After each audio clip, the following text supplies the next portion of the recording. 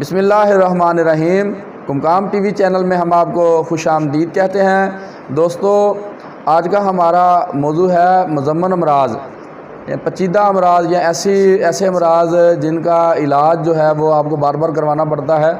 تو جب بھی وجود میں کوئی بیماری مزمن صورت اختیار کر جائے تو ایک ہومیوپیتھک کی نہایت اہم دوا ہے ایکینیشیا جو تیار کی گئی ایک دوا ہے، اور یہ وجود میں سے زہریلے مادوں کو ختم کر دیتی ہے۔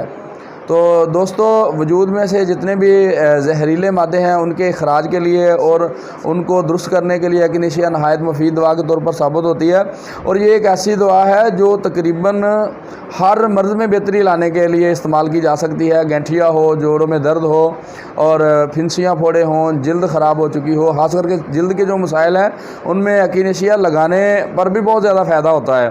تو ایکینیشیا سے وجود میں سے ہر قسم کا جو زہریلے مواد ہیں ان کا اخراج ہونا شروع ہو جاتا ہے۔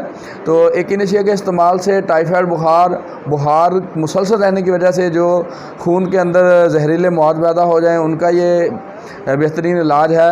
کینسر کے عوارض میں بھی ایکینیشیا بہت زیادہ فائدہ مند ثابت ہوتی ہے، اور جلدی پیچیدہ قسم کے عوارض میں ایکینیشیا نہایت مفید ثابت ہوتی ہے۔